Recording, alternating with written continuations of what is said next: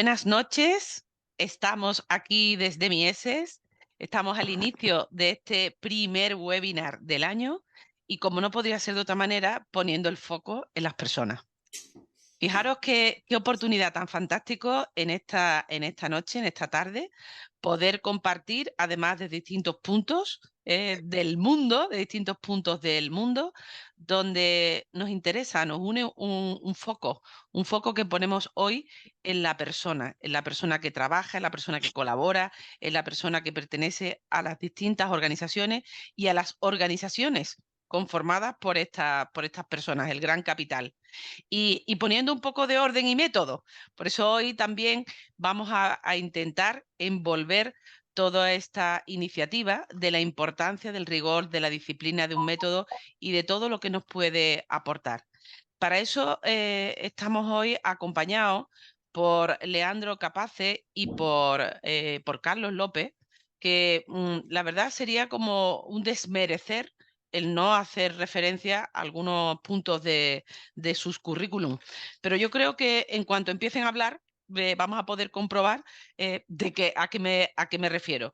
Porque cuando estamos hablando de muchos años de experiencia, cuando estamos hablando de más de 20 años de experiencia, de 28 años, de 24 años de experiencia, en definitiva, de lo que estamos hablando es de mucho acompañar en momentos fantásticos, en momentos no tan fantásticos, en momentos complicados, a las empresas, a las organizaciones, que en definitiva no es a un logo, no es a una identidad corporativa, son a las personas que dan cuerpo, que dan savia, que dan ese componente de conocimiento y de saber hacer dentro de las organizaciones.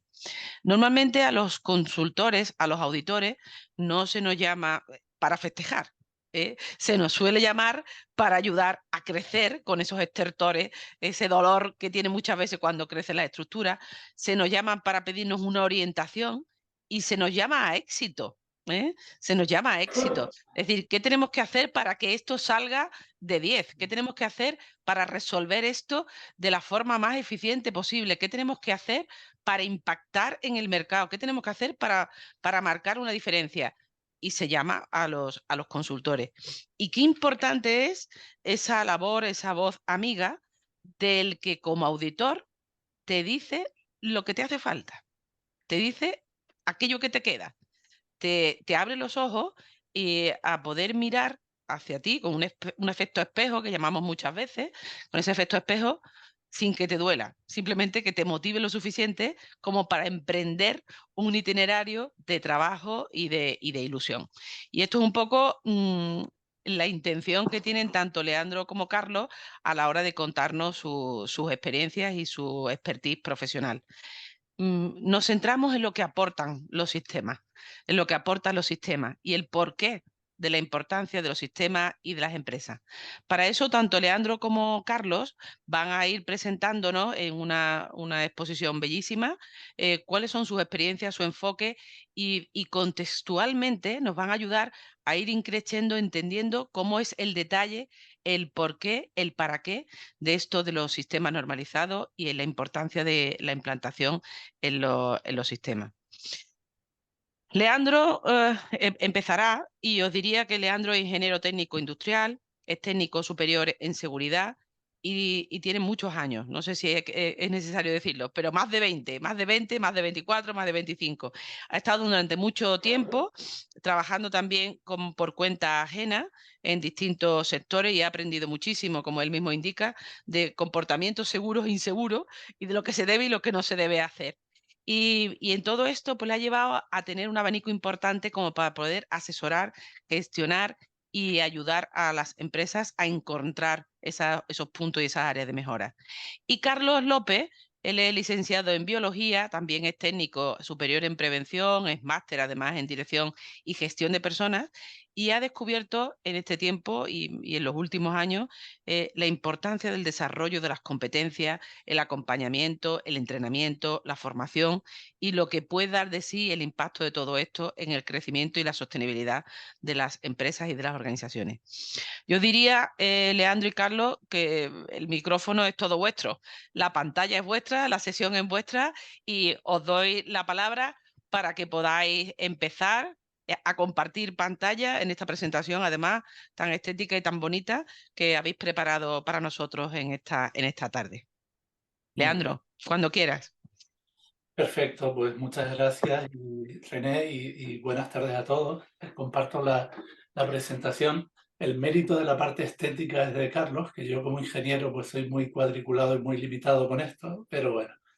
Les pongo un poco en contexto, que es importante con todo. Y bueno, este webinar de esta tarde viene de un taller y de una inquietud nuestra, ¿no? De aunar un poco los sistemas de gestión y la gestión de personas. Y entendiendo que las personas son claves y son la parte interesada fundamental de las organizaciones y son el corazón de la empresa y deben estar en el corazón de la empresa, como decimos siempre desde Mieses, pues nos surge un poco la reflexión de cómo de mal se está haciendo en la mayoría de las empresas y cómo se podría hacer para abordar este tema en serio, ¿no? Ese es un poco el planteamiento.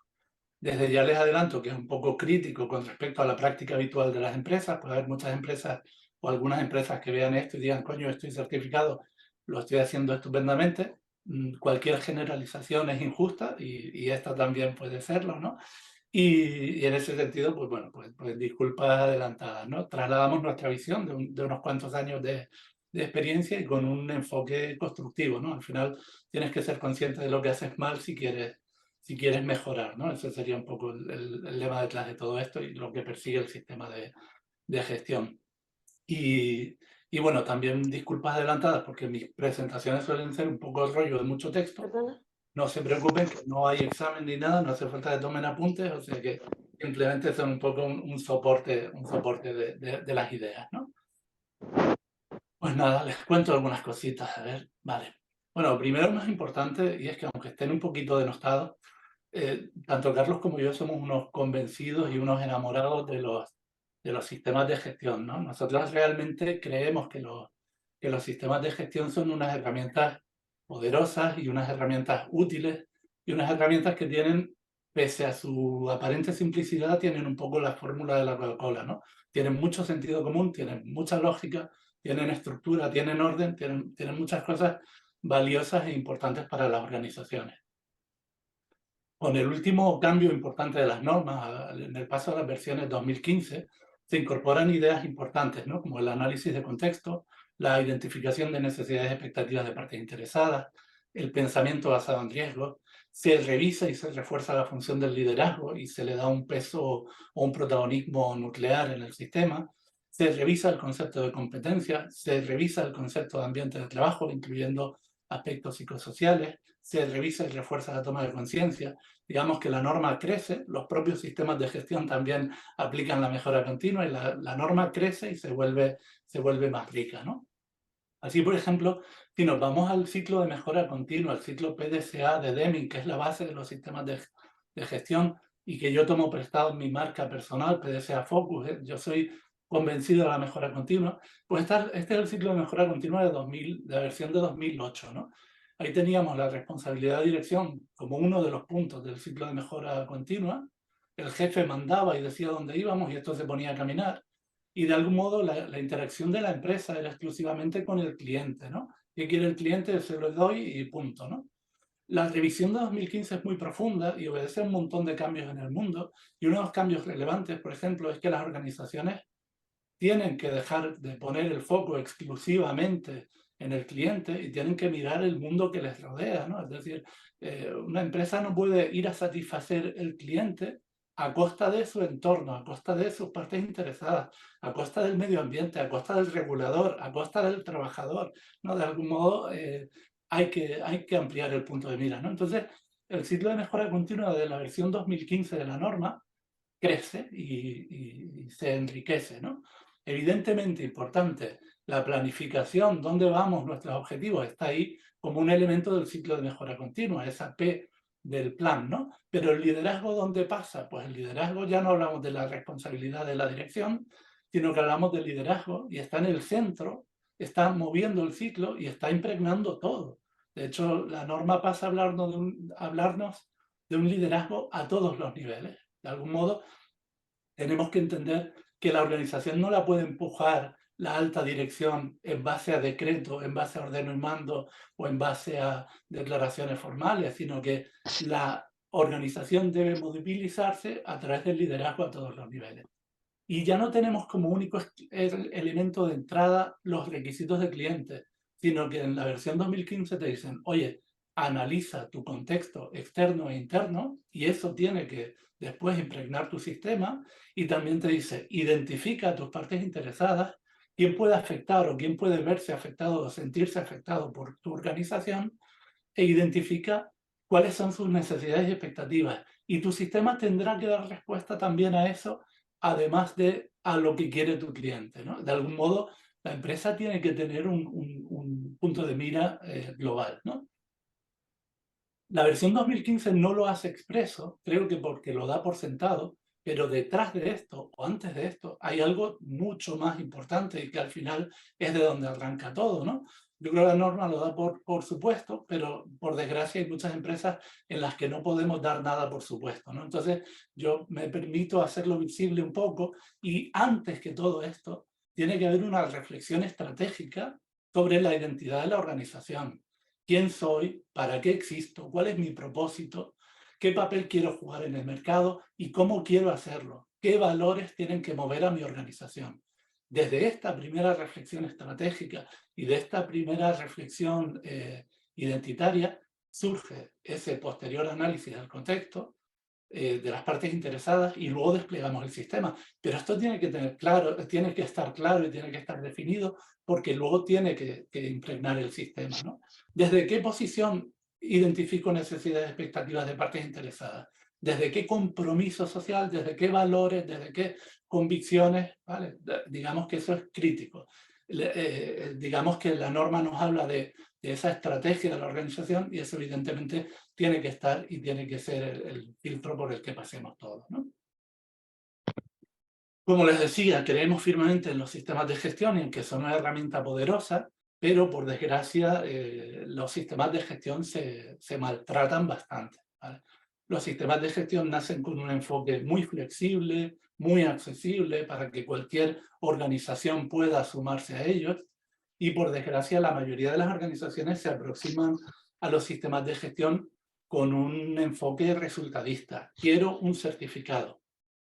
Los sistemas de gestión no se crean para tener un certificado. Los objetivos de los sistemas de gestión no es tener un certificado. El certificado es una herramienta complementaria que puede servir para hacer visible un compromiso de una organización y el cumplimiento de una serie de requisitos, pero no es la finalidad.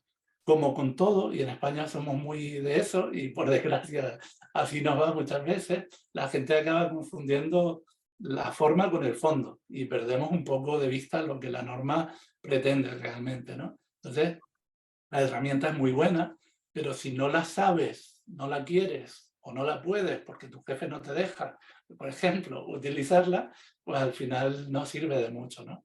Nosotros en ese sentido siempre pedimos piedad para los gatitos y les decimos que cada vez que desaprovechas una cláusula de la norma, muere un gatito, ¿no? Entonces, en ese sentido vamos a intentar no matar gatitos, vamos a intentar respetar el espíritu de la norma, vamos a intentar sacarle el máximo partido a lo que la norma nos permite hacer, ¿no? Ese sería un poco el mensaje.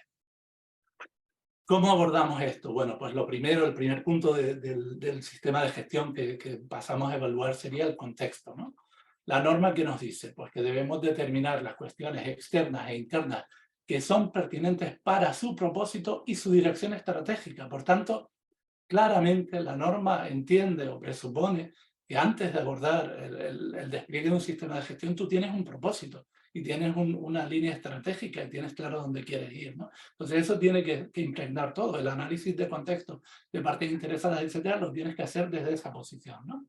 Pues tenemos que hacer ese análisis, y lo que ha pasado en el mundo últimamente es que pasamos del entorno VUCA a este entorno BANI, que se vuelve aún más complejo, ¿no? Y esta situación post-pandemia que lo ha revolucionado todo, ¿no? Si miramos en los aspectos macro, pues tenemos unos cambios socioeconómicos post-pandemia importantes, tenemos aumentos de costes, problemas logísticos, desajustes entre la oferta y demanda laboral, tecnologías y entornos cambiantes, de digitalización, cambios en las expectativas del trabajador con respecto a lo que supone el trabajo. Llegan nuevas generaciones a las empresas, generaciones Y y Z, que tienen una visión totalmente distinta de lo que es el trabajo, de lo que debe implicar el trabajo, incertidumbre económica, diversidad generacional, etc. Y si nos centramos en el ámbito de las personas, ¿qué vamos teniendo? Pues la gran renuncia, nos suena a todos, ¿no? Y las empresas lo están sufriendo. La renuncia silenciosa, casi peor. Me quedo, pero soy un trabajador zombie. El ghosting laboral, otro problema. Y ahora el último, el quiet constraint que un trabajador sigue ahí, pero se niega, por ejemplo, a compartir su conocimiento, se niega a aportar valor, ¿vale? Ahí tenemos un problema. Es un síntoma más de la desconexión del trabajador con su puesto de trabajo, ¿no?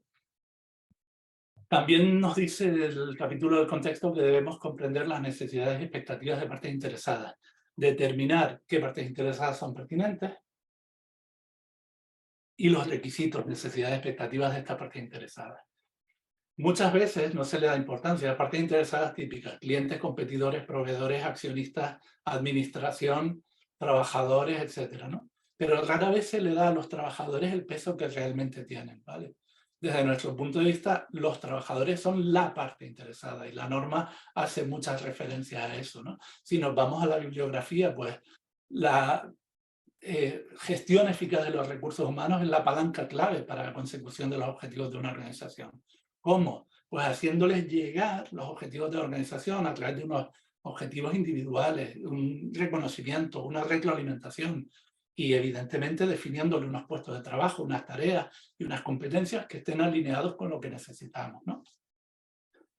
¿Qué nos pide esa parte interesada? ¿Qué quiere de las empresas esa parte interesada? Pues un montón de cosas y cada vez más difíciles. De esto podríamos hablar 2 semanas y no acabar, pero bueno, se rompió un contrato social, el trabajo ya no es el que era y por tanto el trabajador que entiende que el trabajo es precario y que le vas a pagar lo menos que puedas, pues a lo mejor te va a pedir otras cosas, te va a pedir buen ambiente o te va a pedir un propósito, un proyecto, o te va a pedir bienestar, o te va a pedir flexibilidad, o te va a pedir un trato justo. Digamos que las inquietudes son muy distintas, ¿no? Yo voy a tocar algunos de los puntos de la norma, luego Carlos desarrollará cómo nos ayudan otros elementos de la norma a gestionar las personas, ¿no? Yo voy a hablar un poquito de competencia y de toma de conciencia, y luego Carlos nos va a hablar de otros temas importantes como el liderazgo, que es la palanca clave, los objetivos, etcétera, ¿no? En cuanto a competencia, y aquí entramos ya un poco más en qué nos dicen las normas y cómo se está haciendo y cómo lo deberíamos hacer, ¿no? Las normas nos dicen que la organización debe determinar la competencia necesaria, que debe asegurarse de que las personas son competentes. En 45.001 hay una mención expresa, que es la de sistemas de gestión de seguridad en el trabajo. Hay una mención expresa que esa competencia incluye la capacidad de identificar peligros, o sea que es algo que tendríamos que garantizar en la competencia del trabajador, tomar acciones para adquirir esa competencia y evaluar la eficacia de estas acciones y conservar documentación, papeles que no falten, ¿no? Aquí es importante, y en la propia norma tenemos una definición de competencia, que esta es una norma que no se audita, que es la 9000-2015 de definiciones, y esa como no se audita, la gente no se la estudia, ¿no? Hay mucha gente con ese resultadismo del que les hablaba antes, pues hay mucha gente que si esto no cae en el examen, esto no me lo voy a mirar, ¿no? Bueno, pues la definición de competencia es súper clara y nos dice capacidad para aplicar conocimientos y habilidades con el fin de lograr resultados previstos. Es decir, la competencia será aquello que movilice, será aquello que dé resultados, será aquello que lleva al trabajador a la acción, ¿vale? Y por desgracia eso no es lo que está pasando habitualmente, ¿no? ¿A qué nos lleva esta idea de competencia? Pues a este iceberg que conocemos ya todos, ¿no? Los conocimientos, las habilidades, estupendo, diplomitas que no falten, formación teórico-práctica que no falte, pero luego el trabajador se cuida o no se cuida, el trabajador se implica o no se implica, el trabajador realmente es proactivo, se alinea con la empresa, pues ahí está la actitud en esa parte sumergida, ¿no? Y eso es lo que a lo mejor no estamos trabajando suficientemente, ¿no? Esos valores, esas creencias, esos principios, ¿vale? ¿Qué está pasando ahí dentro, no? Si vemos cómo se está abordando y pensamos en esa competencia, determinación de competencia necesaria, pues lo que nos encontramos auditando, y son ya 14 años, pues es que generalmente la gente se queda en el formalismo. La competencia necesaria, tener un título de no sé qué, tener 3 años de experiencia, tener una homologación de soldador, ¿vale? Nos quedamos en los aspectos técnicos exclusivamente, ¿no? Cuando luego nos dice asegurar que el personal es competente, pues obviamente si hemos planteado mal qué es la competencia y entendemos que la competencia es tener un título, pues asegurarnos de que es competente, diremos, ¿está el título? Sí, pues ya está, ya es competente, ¿no? Pues vamos mal. Cuando sea aplicable, tomar acciones para adquirir competencias. Si entendemos que la competencia es el título, pues adquirir la competencia será hacer el curso del que nos den un título. Y seguimos mal, ¿vale? Y cuando decimos evaluar la eficacia de las acciones tomadas, 3/4 de lo mismo. ¿Obtuvimos el diploma? Sí, ya está, ¿vale? Por ejemplo, en muchas organizaciones, cuando hablamos de formación en prevención de riesgos laborales, pues la eficacia de la acción es doy respuesta al requisito legal. Pues nos ha jodido Mario, ¿no? Con perdón. Es decir, no estamos entrando a ver si ese trabajador ha mejorado su comportamiento, se cuida, se protege, ¿vale? Tiene un comportamiento seguro. Si no, mira, ya está. ¿El que tocaba ahora? El curso de convenio. Aquí está, pues ya está, ¿no? Pues no resolvemos nada con eso. ¿Por qué? Porque no estamos llegando a la parte de abajo del iceberg, ¿no? ¿Cómo podemos abordar esto con un poco más de cariño y de seriedad? Pues bueno, evidentemente en cuanto a la parte técnica se puede hilar más fino, matrices de competencias, subcompetencias, etc. Por descontado, tenemos que entrar a abordar las competencias blandas, que son al final las que mueven a las personas y las que generan el resultado, ¿no? Y también, y esto ya cuando lo nombro, ya suena a ciencia ficción, tenemos que empezar a hablar de competencias emocionales, ¿no? Hace un par de meses estaba dando un curso en un hospital y le decía, bueno, ¿y qué tal el tema de las emociones? ¿Cómo percibe el paciente el estado emocional de esa enfermera o de ese médico? ¿Cómo de importante es o no es? Pues eso hay que trabajarlo, eso la organización tiene que meterlo en el escenario de la definición de competencias, ¿no? Asegurar que el personal es competente, pues vamos a olvidarnos de que haya un certificado, un título, y vamos a ver si realmente tenemos ese resultado y tenemos esa capacidad para desarrollar esa tarea, ¿no? Cuando sea aplicable tomar acciones, bueno, pues tomar acciones implica garantizar que se pueden conseguir resultados, garantizar que el trabajador se moviliza en una determinada dirección, ¿no? Entonces, si vemos que tras esos conocimientos y habilidades no tenemos resultados, pues habrá que ir a la otra parte, ¿no? Creencias, valores, ¿qué limita a ese trabajador a no poner en marcha ese conocimiento teórico, o ese aprendizaje práctico, ¿no? Pues habrá que ir ahí y ver qué está pasando, ¿no? Y trabajar de manera individualizada con ese trabajador, ¿no? Evaluar las acciones, la eficacia de las acciones, pues tendremos que medir el impacto real en los resultados. Eso nos dará la foto de si el trabajador es competente o no. ¿Qué necesitamos? ¿Qué necesitan las organizaciones? Pues un montón de cosas, ¿no? Hace poco, por ejemplo, me llegó a mí un estudio del sector del metal de necesidades de formación y, por ejemplo, la resolución de problemas está en el top 3 de las necesidades del sector, ¿no? Pues eso no es tan fácil como un curso teórico online de 2 horitas, ¿no? Eso requiere otro trabajo, pues hay que meterlo, ¿no? Y en cuanto a las competencias blandas, se pueden trabajar, se pueden definir, se pueden nivelar, comportamientos observables, cuestionarios, digamos que las herramientas están ahí, el conocimiento está ahí y no es difícil, y lo que pasa es que las organizaciones tienen que querer abordar este tema, ¿no? Hace poco vi también un estudio muy bonito que compartieron varios compañeros de Mieses sobre las competencias del técnico de prevención y ponía mucho el foco en la competencia blanda, porque es crítica en su rol de influir en el comportamiento de los trabajadores, ¿no? Pues eso hay que meterlo. El perfil de puesto de trabajo del técnico de prevención no puede ser máster 3 especialidades, 2 años de experiencia y a correr. ¿Vale? Ese hombre, ¿qué tal habilidades de comunicación tiene? ¿Puede influir? ¿Cómo es su liderazgo? ¿Vale? ¿Tiene empatía? Digamos que hay muchas más cosas que hay que meter en ese puesto de trabajo, ¿no? Y evidentemente las emociones, influyen, no influyen, conflictos, cuchicheos, malas caras, ¿no? esos trabajadores vitamina o esos trabajadores que te joden el día cuando te los cruzas por el pasillo. Pues esto también hay que meterlo, ¿no? Y, por ejemplo, tomar conciencia de las emociones. Los niños ahora, con 3, 4 años, lo empiezan a trabajar, pero yo con los 50, pues era un analfabeto emocional hasta el otro día que empecé a trabajármelo un poco con algún psicólogo y con Javier echándome una mano también, ¿no? Pues esto hay que meterlo en las organizaciones. A lo mejor tenemos que medir incluso esto, ¿no? El mood meter, ¿no? Hay un montón de aplicaciones. Oye, ¿qué pasa que está todo el mundo de mal humor? ¿Qué está pasando esta ¿verdad? semana? ¿O qué está pasando con este cliente que todos los técnicos que han entrado a este proyecto están rebotadísimos? Pues esto hay que medirlo y hay que meterlo un poco en nuestro día a día, ¿no? Y la toma de conciencia, importantísimo, ¿no? Pues aquí de algún modo tenemos que intentar que el trabajador sea consciente, que el trabajador tome conciencia, que el trabajador entienda cuál es su rol, ¿vale? Cómo él puede contribuir a la eficacia del sistema de gestión, cómo las implicaciones, cómo no cumplir requisitos puede incidir en incumplimientos de tipo legal.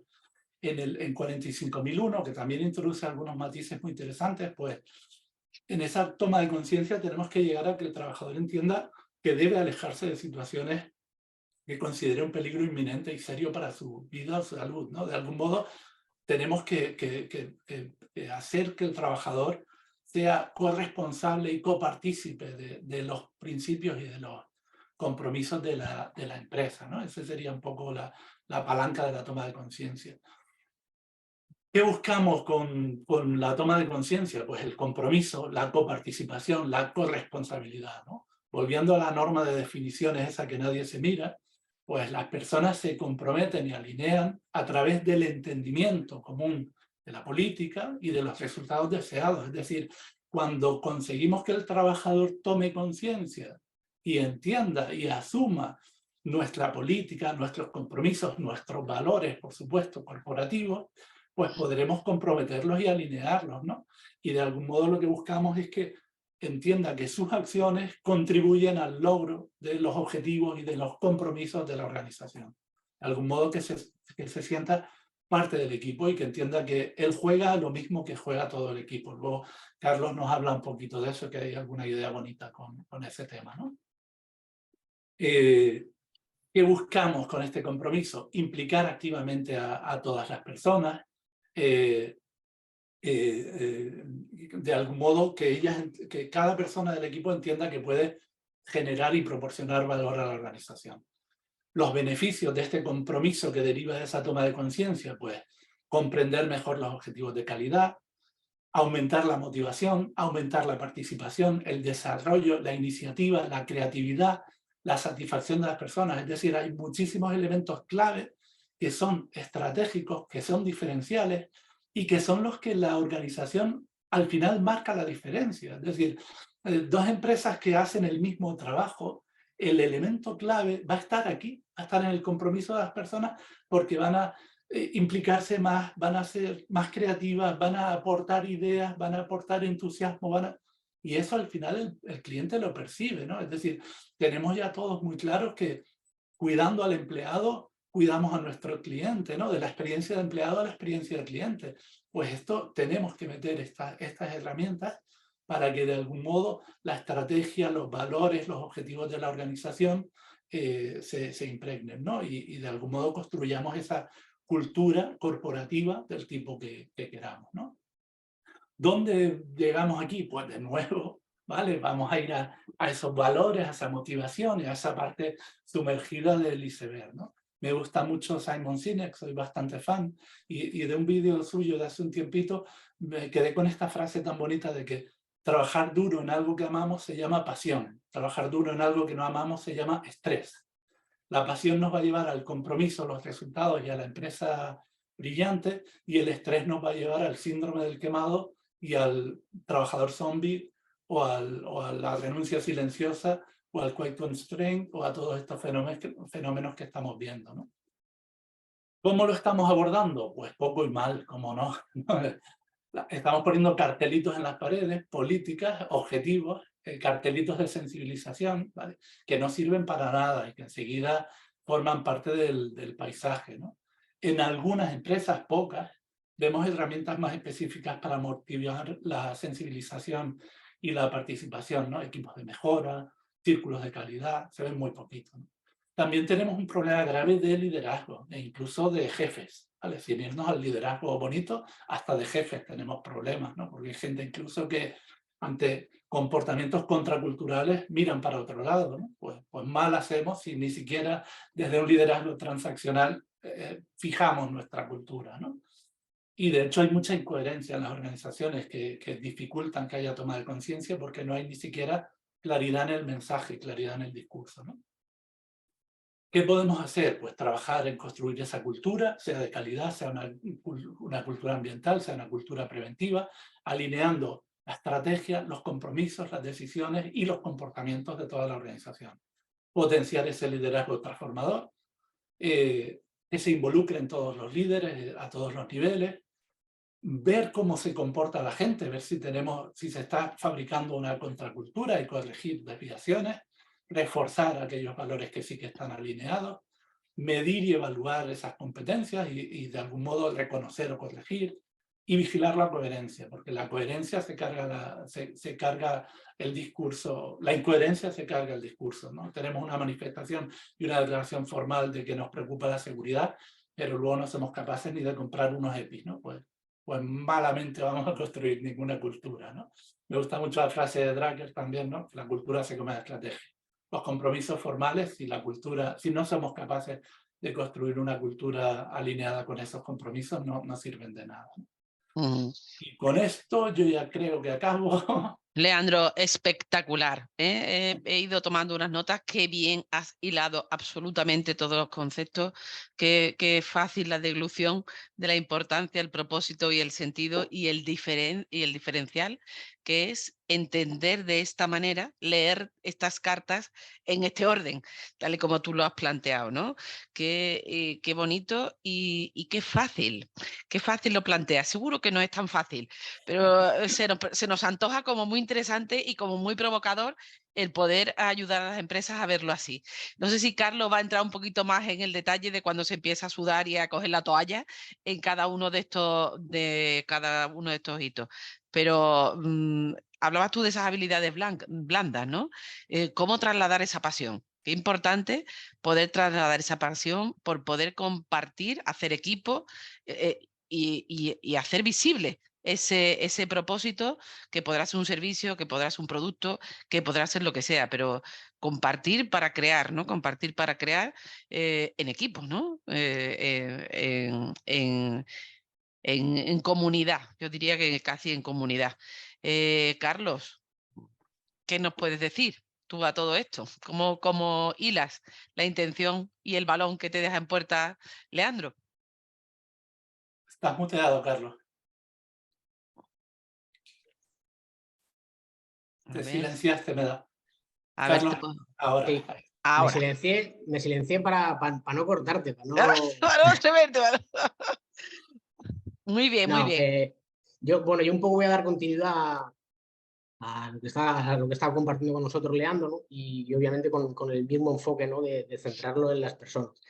Yo voy a compartir una serie de cuestiones que sobre todo la intención es que nos abran la conciencia sobre elementos importantes que tenemos que empezar a tener en consideración cuando abordamos los sistemas de gestión.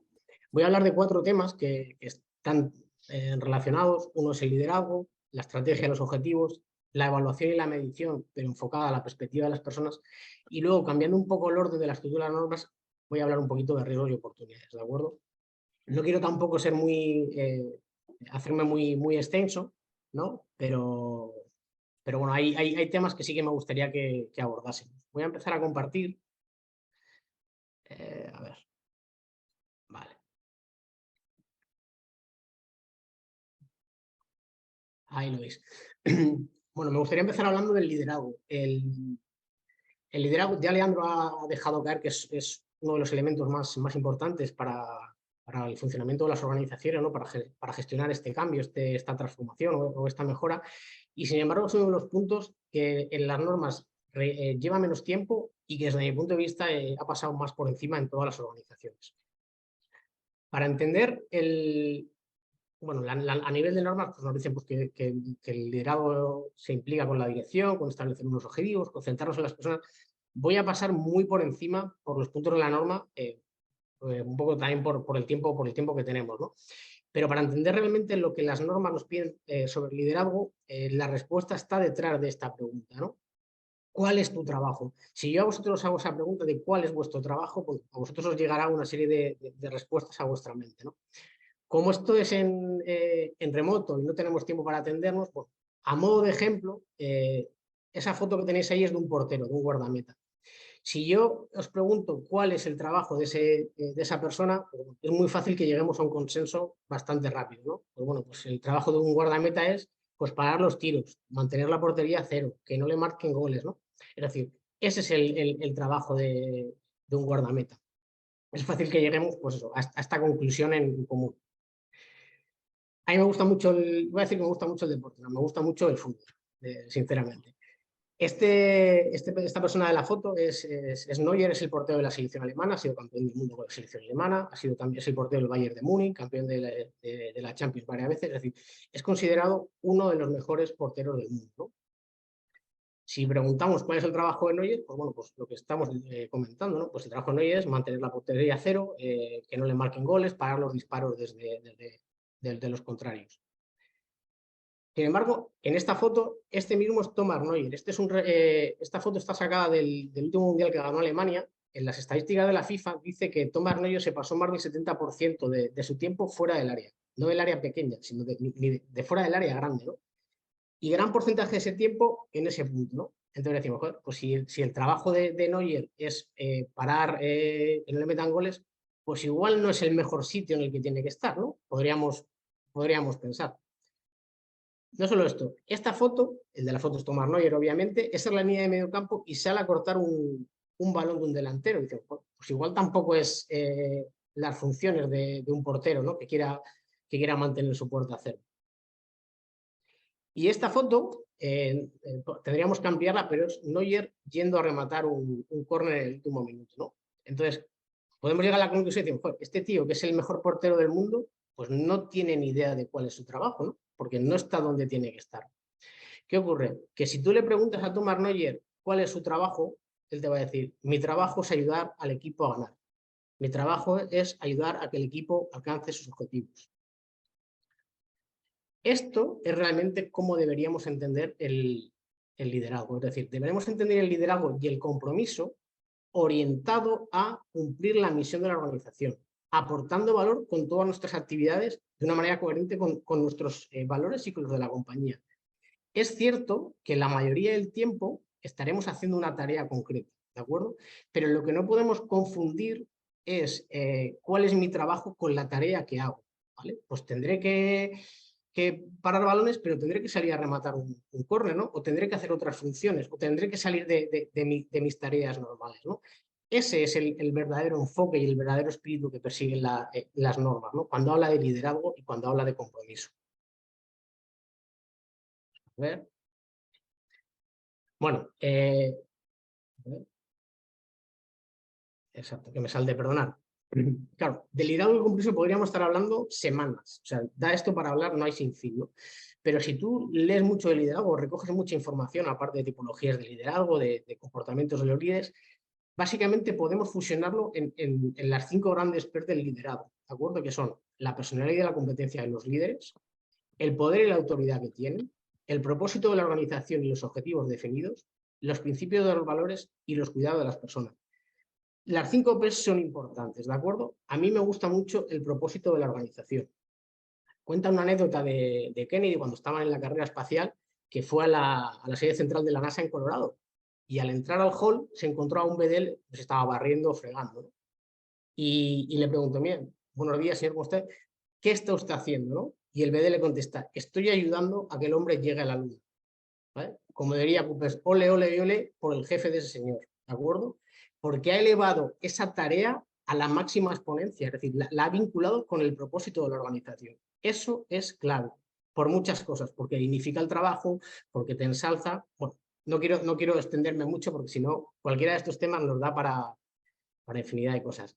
Los principios y los valores. Si es que al final tenemos que ir a lo básico. Y principios y valores, pocos y buenos, ¿vale? Tenemos que tener 1, 2, 3 valores. Y principios rectores sobre los que movernos, 1. Heráclito, que es el que se hizo famoso por la frase de el hombre solo se baña una vez en el mismo río, ¿vale? También trabajó esta parte y decía, identifica un elemento que sea importante en tu vida, transfórmalo en ley y rige todas tus decisiones por ello, ¿no? ¿Qué está hablando? Tenemos que tener principios, tenemos que tener valores, pero tenemos que tener pocos, coherentes y sólidos. Y lo que nos centra en esta charla, la P de las personas. Tenemos que centrar el liderazgo en ponernos al servicio de las personas que están bajo nuestro cargo. Bueno, si vinculamos requisitos de norma con estas 5 P's, cuadran realmente todas, ¿no? Es decir, si hablamos de comprometiendo, dirigiendo y apoyando a las personas, estamos hablando del cuidado de las personas. No quiero extenderme mucho en esto, pero vamos, si vamos al requisito, se vincula muy fácilmente con el espíritu. Pero tenemos que trabajarlo, tenemos que sacar a la conciencia todos estos elementos. Claro, esto nos lleva a plantearnos una serie de preguntas en las organizaciones. Primero, ¿estamos realmente evaluando el liderazgo y a los líderes? Bueno, pues habría que planteárselo, ¿no? ¿Estamos formando a los mandos intermedios para ejercer este liderazgo? Como decía Leandro, ¿le estamos además dando las competencias necesarias para liderar? Bueno, hay que planteárselo también. ¿En las decisiones que tomamos estamos considerando a las personas? Bueno, vamos a plantearnos también. ¿Y somos coherentes los líderes con las políticas, con los valores y con los principios? Bueno, pues son también preguntas que igual tenemos que hacernos con cierta frecuencia en las organizaciones, ¿no? Claro, ¿cómo conseguimos hilar todo esto? Pues conseguimos hilar si trabajamos un liderazgo que sea consciente y que sea transformacional, ¿de acuerdo? ¿Qué características tienen que tener este tipo de líderes? Pues primero tienen que ser personas competentes. Competentes en el liderazgo y en la gestión de personas. Tienen que ser capaces de generar confianza y compromiso en los equipos. Tienen que ser coherencias y éticas. Una de las cosas que más valora, Leandro lo ha comentado, de los equipos es que los líderes sean coherentes, ¿vale? Obviamente tienen que ser conscientes, tienen que fomentar la participación, motivar, etcétera, etcétera. Cosa importante de los líderes. Los líderes al final, una de las partes importantes es, con ese propósito claro, con esa visión de la organización, tienen que ser capaces de desarrollar una estrategia y desarrollar unos objetivos. ¿Qué nos dicen las normas? Pues bueno, pues que tenemos que tener unos objetivos, que tienen que ser coherentes, que tienen que ser medibles, que tienen que comunicarse, etc. Es decir, ¿coherentes con qué? ¿No? Pues tienen que ser coherentes con el propósito de la organización, con la misión, con la visión y con los valores. ¿Medibles? Bueno, pues obviamente para poder saber la dirección y el avance que llevan. Y comunicados. ¿Por qué comunicados?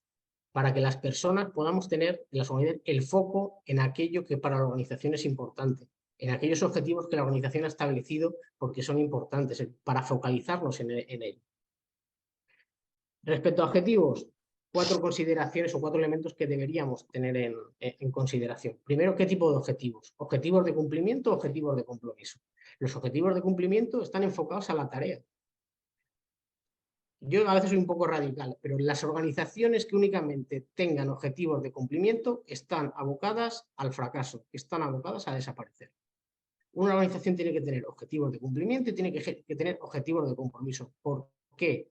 Porque en el compromiso está lo grande de las personas, está la pasión, está esa milla extra, está la creatividad, está el esfuerzo. Eso está en el compromiso. Si tenemos objetivos de compromiso, vamos a ser otro tipo de organizaciones. Entonces, tenemos que tener esto también claro cuando fijamos los objetivos.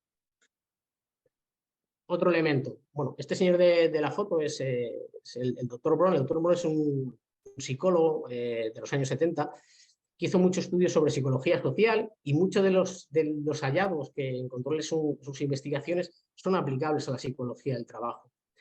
Una de las cuestiones por la que él es muy reconocido es por la teoría de la motivación. Cuando hablamos de objetivos, sabemos que tienen que ser retadores. Retadores tienen que ser también motivadores. Pero para establecer motivación tenemos que conocer cómo funciona. La teoría de la motivación de Brown nos habla de que una persona está motivada en función de 3 relaciones que establece en su mente. Primero, el esfuerzo que necesita esa persona para hacer la tarea, la que sea, la recompensa que obtiene cuando hace la tarea y la valoración que da esa recompensa.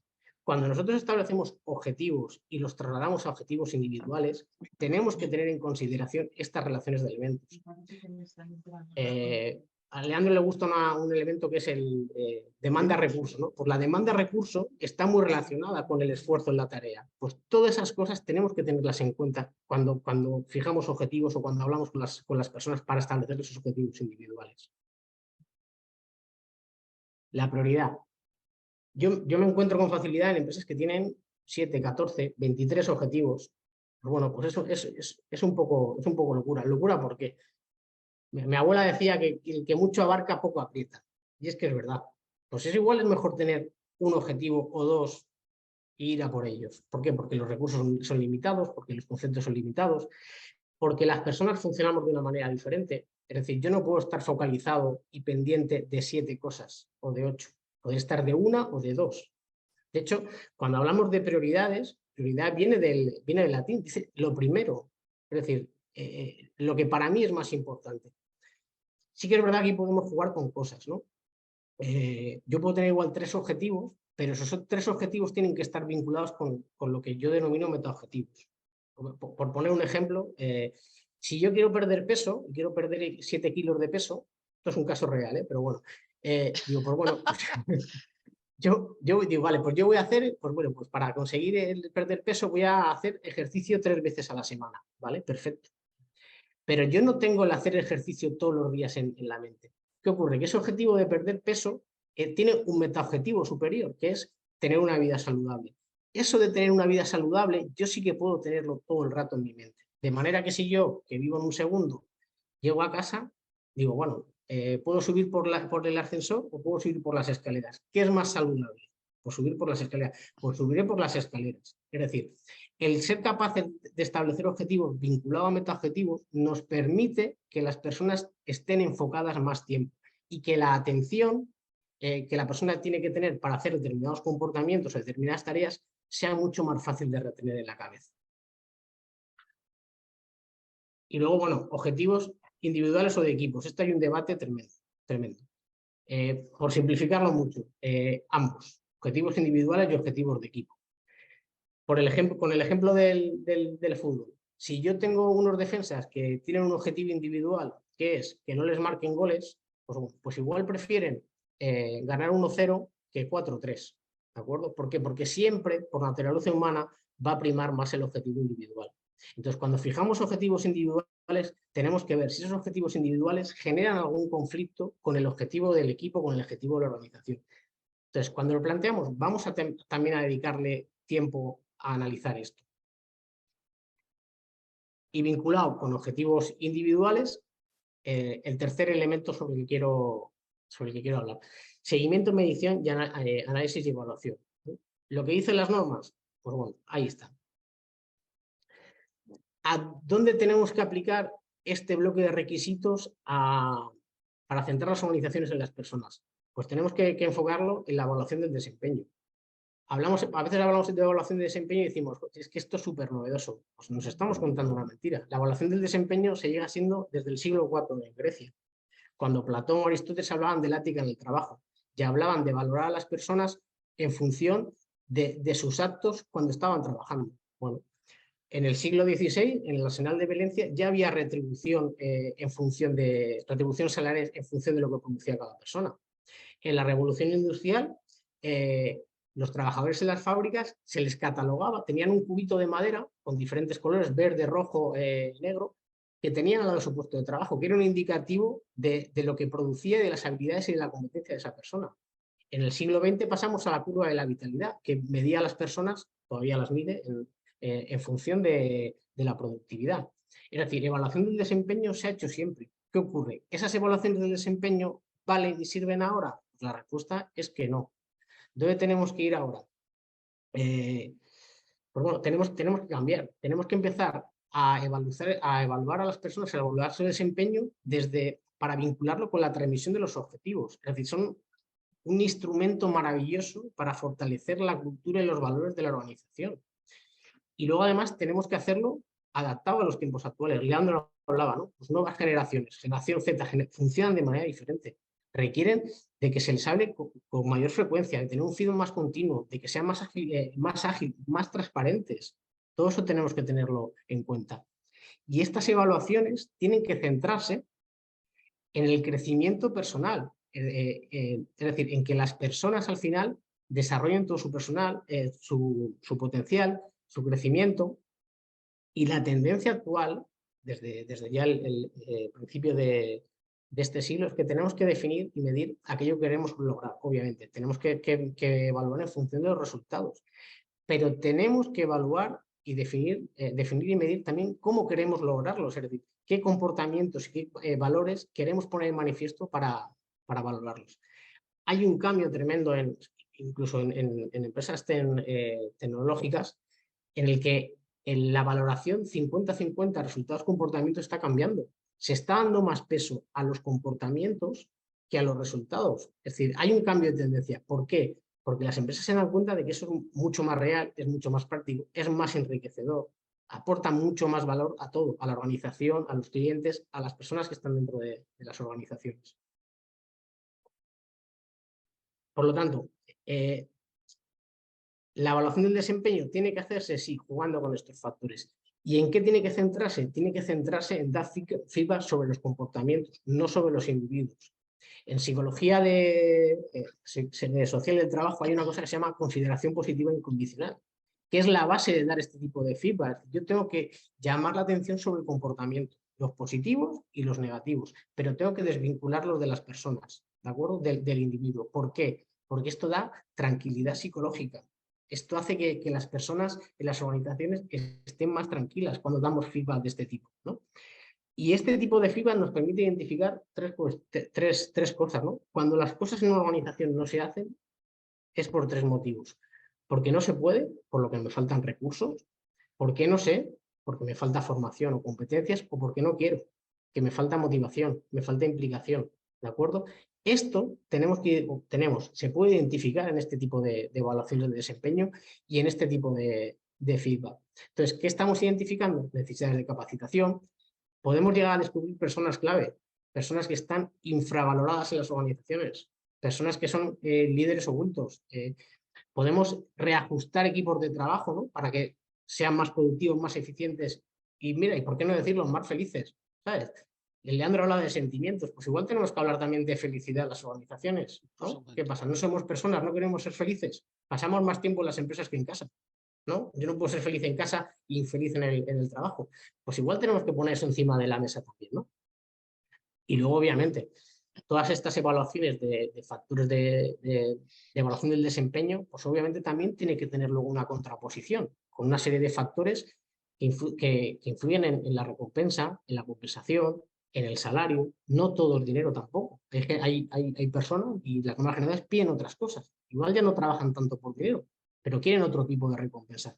Bueno, vamos a ponerlas también ahí, en las evaluaciones del desempeño. Y por último, muy rapidito, riesgos y oportunidades. Riesgos y oportunidades en la estructura de las normas viene antes de todo esto que hemos hablado. Yo lo pongo después. ¿Por qué? Porque cuando uno analiza riesgos y oportunidades, lo primero que tiene que ser es consciente de en qué tiene que mirar. Yo no puedo ir a evaluar una situación si no soy consciente de qué cuestiones son importantes, ¿no? Por lo tanto, con todo esto que hemos hablado, cuando hacemos paso rápido por lo de las normas, parece que no me importa lo que digan las normas, pero bueno, ¿qué nos encontramos? Pues nos encontramos más o menos un DAFO, nos encontramos más o menos unas acciones, pero muchas veces desenfocadas. Es decir, si yo quiero, siempre pongo un ejemplo, que si yo quiero ir de Madrid a Bilbao, ¿vale? ¿Por qué me voy a poner yo a analizar las estaciones de servicio que hay de Madrid a Málaga? ¿O dónde hay un restaurante para parar de Madrid a Cáceres?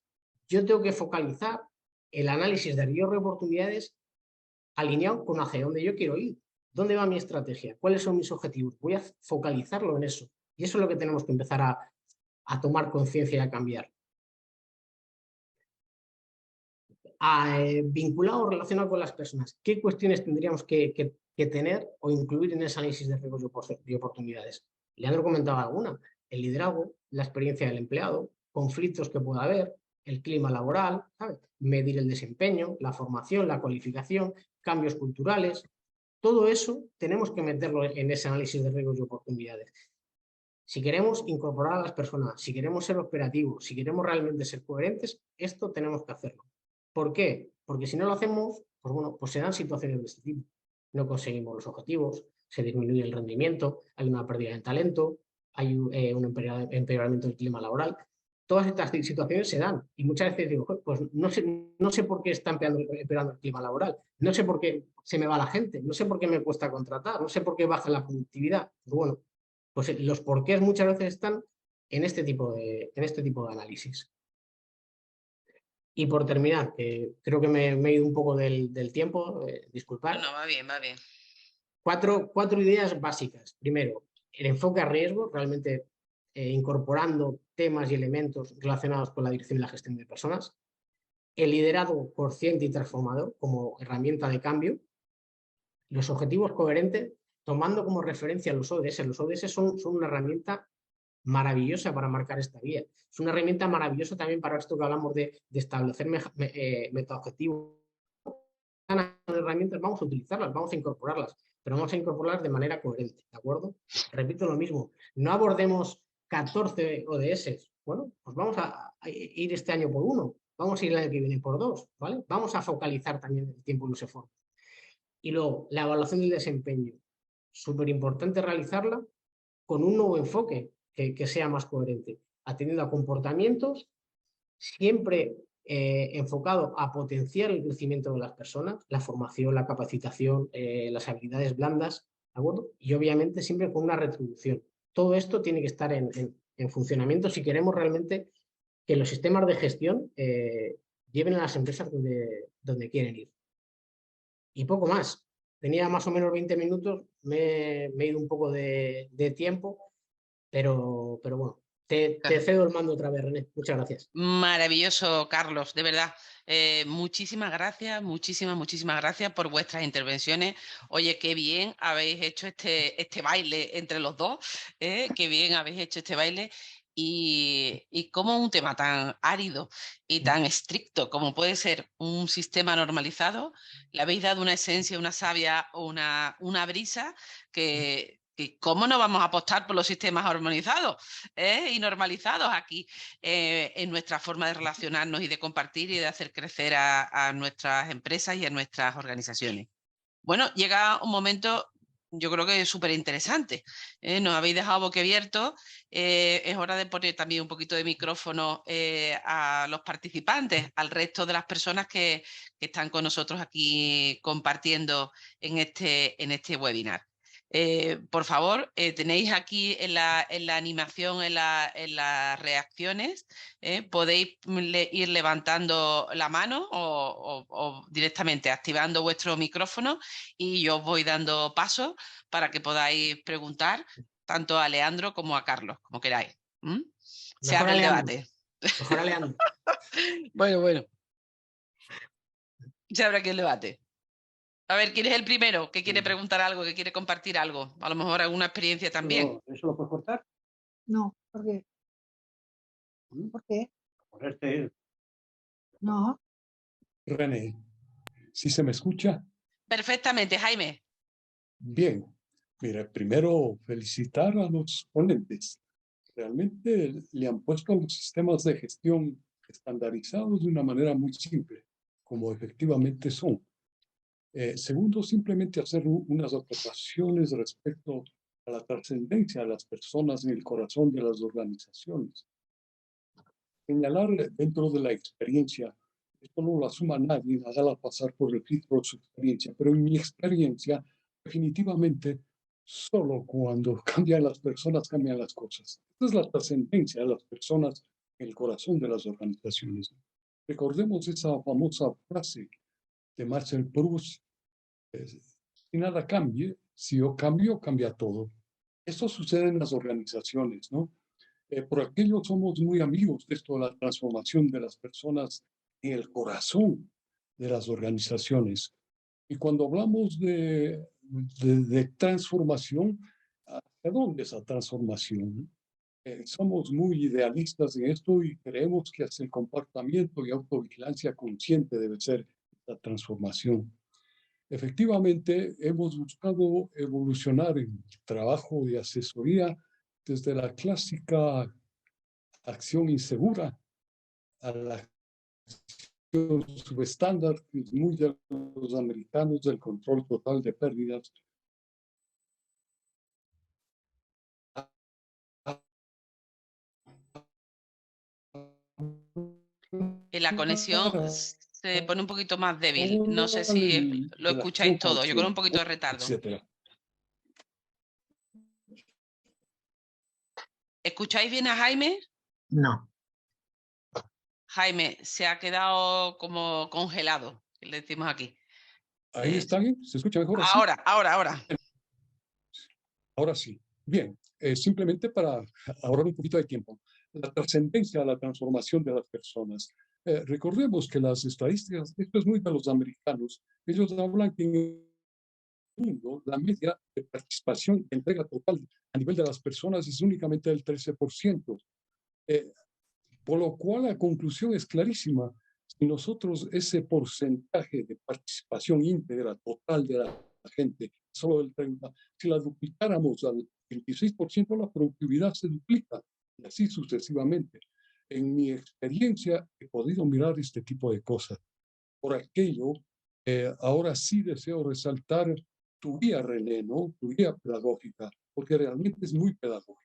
Los 5 momentos que tiene la guía a mí me ha servido tremendamente, tremendamente, pero siempre no solamente con el enfoque de solo a los trabajadores, sino a todas las personas, incluyendo la administración desde el supervisor al gerente general. La guía realmente plantea de una manera tan clara, porque es observable las conductas y el comportamiento. Lo que hay que medir es eso, que tengo ahora y a qué conductas y comportamientos debo llegar. Y no solamente a los trabajadores, sino de todas las personas, incluidas los stakeholders. René, aquí felicitar, porque es una maravilla lo que tú dices. Muchas Realmente gracias, lo vengo Jaime. utilizando desde hace mucho tiempo y no quiero alargarme más por respeto a los restantes. Fantástico. Muchas gracias por tu aportación, que también viene a poner y resaltar como aval lo que nos han contado tanto Leandro como Carlos. Inma, te veo levantando la mano. Voy. Sí, yo tenía tres puntos que me gustaría que los ponentes nos comentaran, ¿no? De entrada, lo de tener un sistema estandarizado como el de la ISO, a mí me ha reproducido diferentes sensaciones estando en empresas grandes y en empresas pequeñas. Por ejemplo, he estado en empresas grandes donde te decían, tenemos que pasar a la auditoría 9001, dame la política de reclutamiento, full stop, y eso era todo lo que se miraban, si hicieras check, check, check. Y en empresas pequeñas donde decíamos, bueno, vamos a hacer una auditoría de la 9001, a ver cómo estamos, y te decían, no voy a tener de todo para pasarla, es que no la empecemos, ¿vale? Primero eso, el tamaño, sí, el sistema que planteabais tiene influencia el tamaño.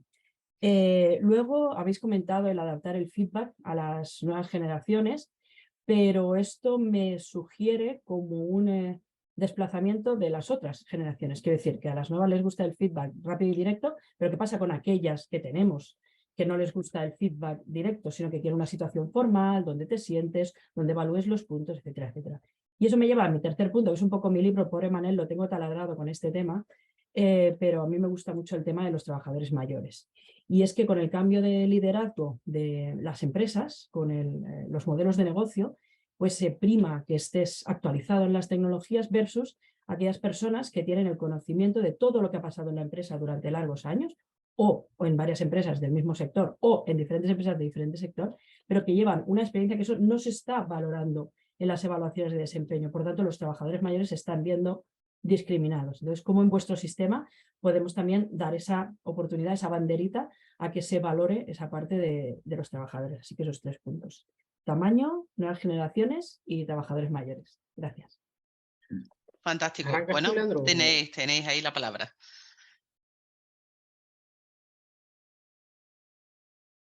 Estoy silenciado. Arranco yo, luego Carlos me corrige en lo que meta la pata segura. Bueno, la norma es muy bonita porque es muy flexible. Entonces, ¿el tamaño de organización influye en que el sistema ayude más o menos? No. La norma la puede implantar desde un autónomo a una gran multinacional. Y de hecho pasa eso. ¿Qué pasa? Una gran empresa puede tener más recursos y puede tener procesos más complejos y burocratizarse y ahorcarse sola si quiere. Desde el enfoque de auditoría, yo prefiero no hablar de auditoría. Yo llevo 14 años auditando y precisamente esto es la crítica de lo que pasa cuando auditamos, ¿vale? Hoy hablábamos de la norma, no de las auditorías ni de los certificados. ¿Por qué? Porque hay mucha perversión en eso. Y de hecho, aquella empresa que dice, ¡ay, qué bonita la ISO 9001 para tener un papelito aquí con un marco en la pared! Mal, olvídate, no sirve para nada, ¿vale? Entonces, pues bueno, hay muchísima mala praxis en la auditoría de certificación. Yo soy auditor externo de una entidad de certificación líder, pero hay mucha mala praxis. Ojo, también porque la norma se plantea desde una perspectiva de mínimos. Empresa resultadista, norma que se plantea desde perspectiva de mínimos, entidad de certificación que va a verificar el cumplimiento de esos mínimos y no salimos de ahí, ¿vale? Y luego tenemos sistemas de gestión que no son eficaces. Y luego tenemos una idea detrás del sistema que es la mejora continua que no se está desplegando. Y luego tenemos, pues, la siniestralidad no mejora, no hay buenas políticas de participación en consulta, hay un montón de carencias. Y está el certificado en la pared, está bonito, pero por eso, ¿vale? Feedback, liderazgo basado en la persona, ¿vale? Situacional, process con, lo que quieras. Entonces, la gran virtud del liderazgo, del feedback y del reconocimiento tendría que ser darle a cada trabajador lo que quiere, ¿no? Es decir, lo que necesita realmente, ¿no? Los estudios están ahí en cuanto a que, yo qué sé, mi hijo en el cole, cada vez que hacía una tarea tenía una carita sonriente. Pues eso quieren los trabajadores que están llegando al trabajo. Hiciste bien esto, enhorabuena, ¿vale?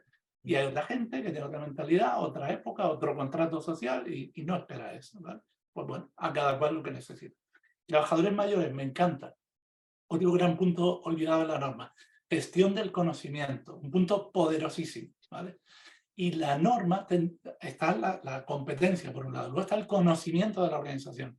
La norma invitaría, y hay algún diagramita por ahí muy potente, a las organizaciones, a ese empleado con experiencia, que se sabe todos los truquitos, las manías de los clientes, y no sé, ese sería el gran activo, ¿no? Y yo a ese señor, en su evaluación de competencias, trabajaría con él a tope la competencia de desarrollo de otros. Y lo pondría de maestro de los trabajadores inexpertos, y en su evaluación del desempeño vería que los chiquitos que van entrando van adquiriendo conocimiento de este señor que atesora tanta sabiduría y tanta experiencia, y le pondría todos los años un 100 sobre 100, porque estaría consiguiendo sacar el máximo partido de lo que él más puede aportar, que es ese valor y ese conocimiento, esa experiencia. Y ahora, Carlos, que apunte lo que quiera. Yo firmo todo lo que has dicho. Voy a ampliar un poquito más, ¿no? Sobre la primera pregunta del tamaño de las empresas, lo que dice Leandro, no importa, porque al final, nos lo comentábamos antes un poco en la previa, ¿no? Para cambiar, para transformar, para mejorar, como llamamos, hace falta dos cosas. Una es la toma de conciencia, tener conciencia de dónde estoy, hacia dónde quiero ir, y la otra es la implicación. La implicación no depende del tamaño de la empresa. Si mi implicación, que es lo que comenta Leandro, es obtener un certificado, cuando lo tengo se acaba mi implicación. Si mi implicación es, bueno, pues yo voy a montar algo para mejorar, para ser más eficiente, para que la gente esté más segura. Bueno, eso es lo que tiene el recorrido y eso es lo que lleva realmente a la mejora continua. Es decir, tan sencillo como eso. Luego, bueno, podríamos entrar en capacidad, recursos, etcétera, ¿no? Pero la base es esa, no depende tanto de las personas. Sobre la segunda pregunta, lo que dice Leandro, al final, si tenemos un sistema de gestión o un liderazgo centrado en las personas, hay que escuchar a las personas, ¿no? Hay lo que se dice la regla de oro, ¿no? Trata a la gente como te gustaría que te tratasen a ti, ¿no? Pues está la regla de platino, que es trata a las personas como quieres como quieren que les traten, ¿no? Pues bueno, pues eso. Pues igual nosotros tenemos un sistema de evaluación del desempeño que es X, pero si tenemos que adaptarlo, lo adaptamos. Sí que es verdad una cosa, cuando hablamos de evaluación del desempeño o con un FICAP muy corto, muy rápido, tenemos que a veces que desvincularlo de lo formal, de hacer un informe, tal. ¿Por qué? Porque si estamos empezando a evaluar comportamientos o meter los comportamientos en la evaluación, la corrección tiene que ser inmediata. Es decir, si yo veo a un trabajador, da igual la edad que tenga, que está haciendo un comportamiento, teniendo una actitud X, esa corrección tiene que ser inmediata, ¿de acuerdo? Eso es importante, ¿no? Pero si hablamos de evaluaciones formales, hay que adaptar a lo que dice Leandro. Y sobre las personas de mayor edad, pues sí es que se está perdiendo una cantidad de conocimiento, pero tremendo, ¿sabes? O sea, no puede ser que una persona, te hablo ya incluso fuera del mercado laboral, una persona que se jubile, ¿sabes? esa persona igual tiene más valor que nunca. O sea, la experiencia solo se aprende andando el camino, ¿sabes? ¿Y qué ocurre? Pues que muchas veces pues lo dejamos a un lado, pero es que hay que recuperar eso. Y en las organizaciones también. Si es que para la gestión del conocimiento, si pasa un montón de veces, ¿no? Que se ha ido el responsable de mantenimiento y no encontramos nada, ¿no? O tenemos una fuga, ¿no? Porque era el único que sabía por dónde iba la instalación, o porque era el único que hacía esa tarea. Eso hay que recuperarlo, eso es el know-how de la empresa, ¿no? Y luego hay muchos valores asociados también a eso, a incorporar gente de mayor edad a las organizaciones. Entonces, sí o sí hay que incorporarlas, pero hay que darles el valor, el sitio, y si tenemos que adaptar algo en las organizaciones, tenemos que hacerlo. Y la mentalidad nuestra también. También. Venga, pues muchas gracias. Totalmente. ¿Alguna otra cuestión? Venga, aquí, Manel. Bueno, gracias, felicitaciones por un gusto oíros, ¿no? Porque habéis sido capaces de tocar muchos puntos, ¿no? Yo os quería, bueno, llevar solo al terreno de Mieses, ¿no? Porque no hemos hablado mucho de Mieses y creo que aquí está el gran aporte que nosotros podemos hacer a estas normas, ¿no? Las normas nos han permitido pasar, yo las he vivido desde que empezamos en los años 90, ¿no? De pasar de unos sistemas muy procedimentados, la procedimentación era la base, a llegar a un procesos como ahora, flexibles, participativos, basado en el diálogo y centrados en las personas. Esto es muy bonito de hacerlo, pero a la hora de la verdad comprobamos que las personas, que las organizaciones no están como concebidas, preparadas, organizadas para llevar este cambio cultural a la acción, ¿no? O sea que eso quiero ponerlo de relieve, ¿no? Porque hay un aspecto que también me parece muy importante, es el de la concienciación, ¿no? O sea, que la norma no lo contempla como un preludio, como hay que hacerlo, pero no establece como algo, como un requisito a contemplar. Me parece fundamental, es el gran avance de las normas, la concienciación. O sea, antes de hacer un proceso de implantación de una cultura preventiva, de una cultura de excelencia, hay que concienciar colectivamente de que este proceso es vital. Si no, seguirán siendo las normas por una mera justificación. Bien. Dicho esto, yo que me gustaría, vosotros dos, Leandro y Carlos, que habéis hecho el curso Mieses de evaluadores para aplicar nuestro modelo 4P, me gustaría que los pusieras en sopa, conocéis, cómo nuestro modelo de valorar la cultura de excelencia puede ser un instrumento valioso para contextualizar la organización y tomar conciencia de una manera rápida dónde estamos para generar el proceso de cambio.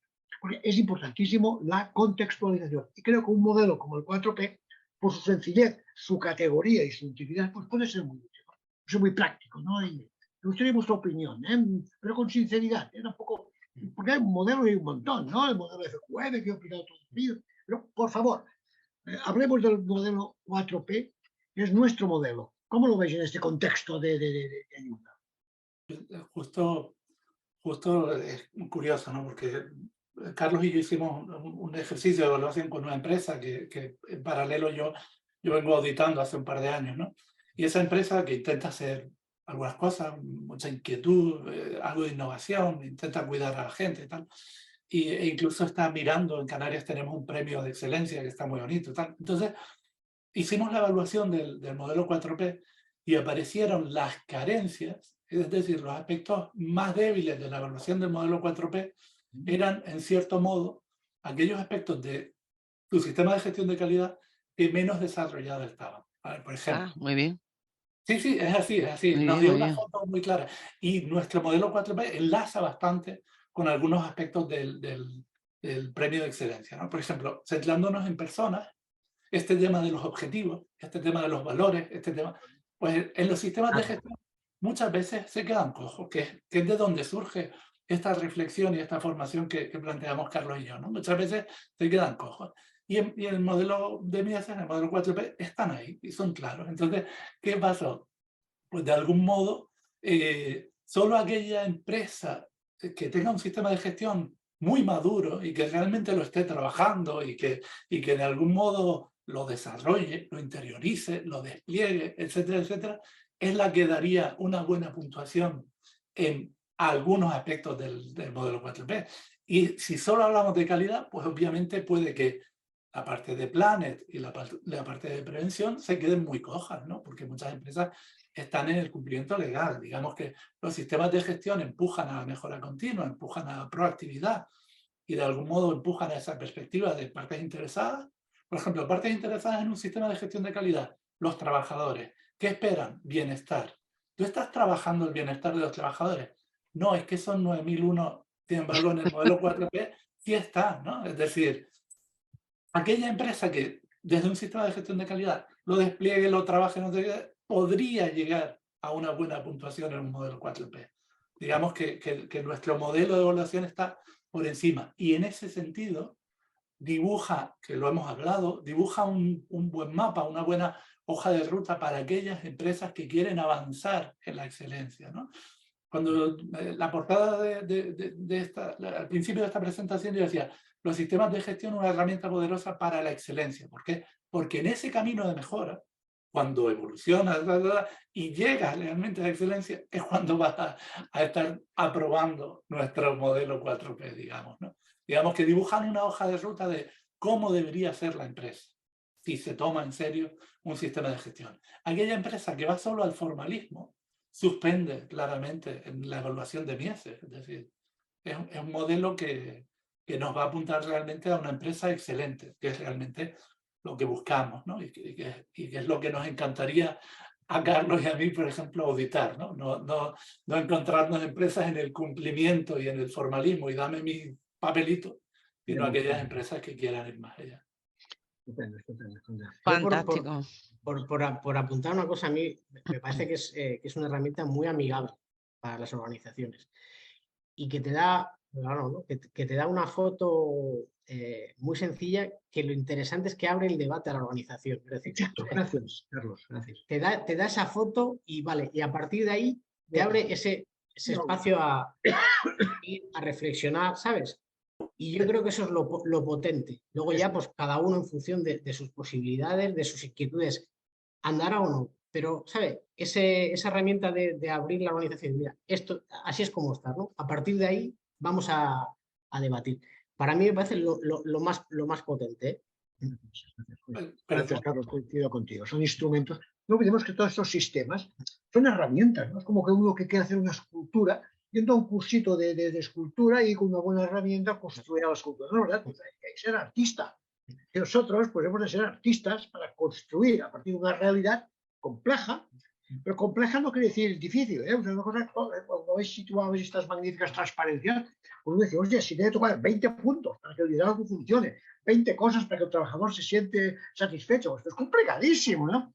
Entonces es cierto que si hay buena voluntad, ganas de dignificar el trabajo, escucharnos, ¿no? Con sencillez, con elegancia, con humanidad.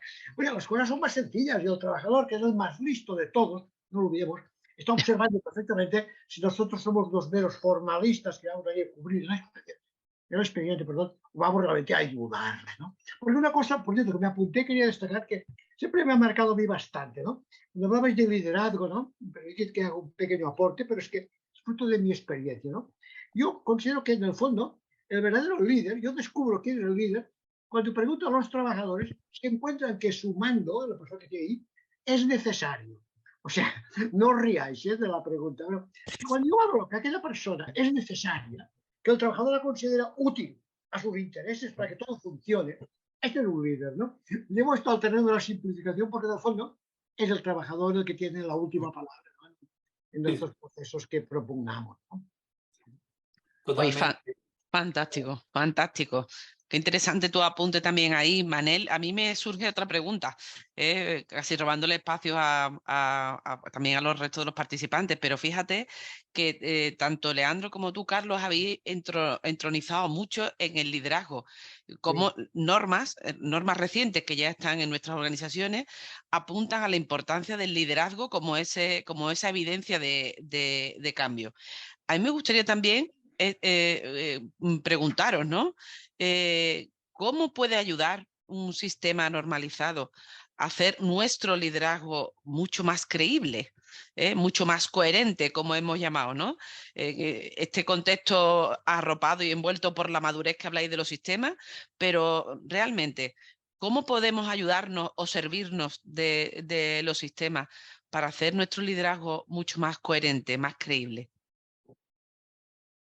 Ánimo, Carlos.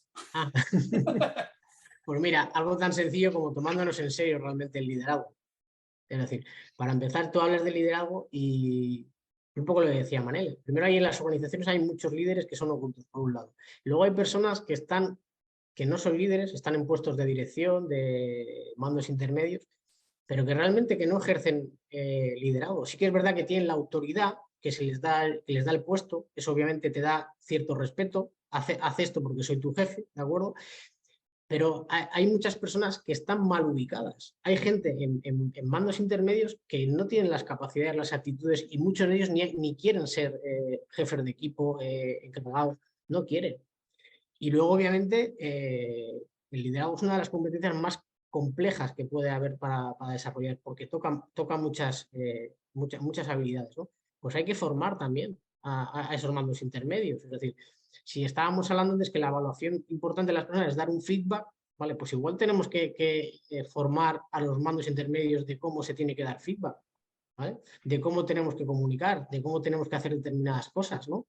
Y luego, si queremos realmente tener la coherencia, tenemos que hacer realmente una identificación de los valores que tiene la organización, porque una cosa es los valores que declaran las organizaciones, ¿vale? Que eso es como, no, yo es que quiero medir un 80, ser rubio y con ojos azules, ¿vale? Eso es lo que yo quiero ser, pero en la realidad, ¿cuáles son mis valores? ¿Vale? Igual sacar la foto, igual la foto no te gusta, ¿eh? Que esa es otra. Porque una cosa es lo que yo declaro y otra cosa es lo que realmente tengo instalado. Y eso también hay que medirlo en todas las personas de la organización, a ver si esos valores que yo declaro están incorporados y si esos valores que yo declaro realmente tienen unos comportamientos que todos entendemos. Y las piezas clave para hacer ese clic, para transmitir lo que la organización quiere a nivel de propósito, de misión, de visión y de valores, son los mandos intermedios. Y eso también hay que formarles en valores y hay que formarles en prioridad de valores. Muchos de los conflictos, hay muchos conflictos por choque de valores, mis valores personales con la organización. Ya no digo en temas muy grandes, pero si yo, por ejemplo, yo tengo un valor que es la perfección y la organización tiene un valor que es la flexibilidad, y a mí no se me explica que ese valor de la flexibilidad es importante y en qué decisiones tengo que aplicarlo, pues seguramente cuando yo tengo que hacer una cosa rápido o bien, ¿cómo la voy a hacer? La voy a hacer bien, no la voy a hacer rápido, a mí porque me genera un conflicto. Pues todas esas cosas también hay que formar a los mandos intermedios, hay que identifiquen eso, ¿sabes? Ya que sean realmente transmisores de los valores, porque los valores reales bien instaurados son los que generan el cambio y los que van a sentar bases fuertes de las organizaciones. Y esto es un ejemplo, pero de esos un montón. Y la mayoría de los conflictos vienen precisamente por eso. Es entre valores o por cómo entendemos los valores. Ejemplo muy sencillo, la puntualidad es un valor. ¿Para ti, Manel? Sí, para mí también. ¿Tú qué entiendes de puntualidad? Si es a las 9, es a las 9. Ah, no, yo entiendo que la puntualidad, como soy latino, es más o menos 15 minutos de cortesía que decimos, ¿sabes? Bueno, ¿tenemos el mismo valor? Sí. ¿Lo entendemos de manera diferente? Sí. Ahí hay un conflicto. Bueno, por eso lo de los comportamientos, valores vinculados a comportamientos. Entonces, liderazgo, sí, pero hay que trabajarlo. Y hay que trabajarlo con conciencia y con recursos y con tiempo y con todo. Me Qué caliento. bueno, Cuando me sacáis esto, qué bueno, ¿eh? rápido. Liderazgo, coherencia, valores, comportamiento, ¿no? Qué bueno. Y me gustaría también saber un poco de vuestra experiencia. Cuando estáis en el momento también de implantación, asesoramiento de los sistemas, eh, me imagino que en las empresas habrá un momento en este desarrollo de implantar, de poner en valor, de redactar, de ver cómo hacen qué y cómo, ¿no? Habrá un momento de clic, habrá un momento donde hay una gran revelación, ¿no? Que es descubrir la importancia que tienen las personas a la hora de participar en estos procesos también de implantación, ¿no? ¿Qué experiencia tenéis? ¿Cómo descubren esto las empresas? ¿Qué pasa en ese momento? ¿Cómo se nota, se percibe ese punto de inflexión? Bueno, yo aquí tengo un poco dos perspectivas, ¿no? Un trabajo de consultoría más o menos reciente, pues ya tenemos un caldo de cultivo estupendo, que es que las empresas están sufriendo por el tema personas, ¿vale? Están tomando conciencia a cachetones. Entonces ya llegas y le dices, oye, vamos a trabajar valores, vamos a trabajar personas, porque si no esto no va a funcionar. Y te dice, gracias, ¿vale? ¿Por qué? Porque está viviendo ya problemas graves en cuanto a las personas, ¿no? Y luego la perspectiva auditoría, cuando voy a auditar, veo el clic con sistemas de gestión de mentiras, sistemas de gestión que son una herramienta formal para tener un cuadro en la pared, y lo veo sobre todo auditando sistemas de gestión de seguridad y salud en el trabajo. La antigua OSHA, ahora ISO 45001, y lo veo porque veo a la empresa dándose cabezazos año tras año con la misma pared, ¿no? Entonces, las oleadas de la gestión preventiva, que las conocemos todos, ¿no? Tecnología, procesos, personas, ¿no? Entonces, tecnología bien, procesos vale, personas, uy, esto es un rollo, ¿no? Y no terminamos de entrar ahí. Entonces, cuando año tras año vas a auditar y ves que esa empresa está tropezando en lo mismo, ahí le puedes decir, mira, dale una vueltita a la cultura preventiva, dale una vueltita a qué está pasando con el comportamiento de las personas. Abandona esa prevención de niños chicos con un supuesto responsable persiguiendo a la gente, castigando a la gente, pero sin entrar a ver qué está pasando con el comportamiento, ¿no? Sin entrar a ver qué está pasando en cada persona, sus valores, sus creencias, su percepción del riesgo, su realidad, desde dónde se aproxima él a la seguridad, ¿no? Entonces, en aquellos sistemas que nacieron con un sistema formal de copiar y pegar y vamos a cumplir aquí el trámite y tal, lo que vemos es como ese sistema no es eficaz, no les está ayudando y están dándose cabezazos contra una pared, y ahí en la auditoría podemos decirle, es que te falta mover la tercera palanca, es que te falta que tu sistema se integre, te falta la integración de la prevención, te falta el desarrollo de la cultura preventiva, te falta utilizar el sistema para llegar a las personas, ¿no? Y ahí lo ven. Entonces yo creo que al final el tema aquí es que un sistema de gestión de mentiras te acaba demostrando que o lo despliegas de verdad y llegas a las personas, o es un obstáculo y es una carga más que otra cosa. Fantástico, qué buena referencia. Manel, te veía que querías preguntar tú también algo, ¿no? Querías incitar a algo. No, sin nada, felicitaros y como estamos en hora, pues yo creo que deberíamos ir terminando, René, ¿no? Antes de que nos quedemos solos, ¿no? O sea que, y bueno, si me permites yo, René, pues nada, pues muy agradecido, animaros a continuar como estamos haciendo, ¿no? Y también, pues, aparte del agradecimiento, la satisfacción y agradecer a los que habéis asistido, ¿no? Porque me estoy viendo ahí, pues, personas de Aragón, Luis, Zaragoza, Milagros de Santander, de Cantabria, Mercedes, René, de Sevilla, Andalucía, qué gusto. De catalán hay pocos, está Amparo, está una prima mía, que me da mucho gusto saber que está aquí Laura. Y Ecuador, Jaime Sano también, se retiró, pero qué gusto, Jaime, que estéis ahí. Y tenemos de Colombia, estaba Mary Reina, y estaba Iván de la Rosa, de ASONAP, una asociación, una amiga que también da mucho gusto. De Galicia estaba José Ramón, gracias José Ramón. Mauricio, nuestro coordinador de Planet, qué gusto, por favor, Mauricio, que esté ahí con nosotros. Y bueno, y estaba que, bueno, me dejo alguno más, ¿no? Pero, señores, pues gracias a todos. Iván, qué gusto, ahora veo la cara. Fantástico. Nos vemos pronto, Iván? Venga, pues señores, pues muchas gracias. René, tienes la última palabra. Muchísimas gracias, encantada de haber estado aquí con vosotros. La verdad es que habéis sido tan explícitos bueno, que es lo que nos ha llamado la curiosidad, y nos invitáis a leernos la norma, la 9000 del 2015, ¿no? A recuperar el sentido y el propósito que tiene, y después los apellidos que tendrán las normas que vienen. Pero de ver realmente dónde está ahí el intrínculo del valor que tienen los sistemas normalizados para ayudarnos a ser disciplinados, a trabajar nuestra voluntad y sobre todo a orientarnos en esta vocación de servicio y de servir a la parte más interesada, que es la persona. Muchísimas gracias por acompañarnos en esta noche y os esperamos en el webinar siguiente. Muchísimas gracias. Enhorabuena, Leandro, enhorabuena, Carlos. Gracias, muy chula, ¿eh? Muy bien. Gracias, un gusto. Oye, nos vemos el 31 asamblea. Asamblea. Nos vemos, Gran encuentro. Apuntado.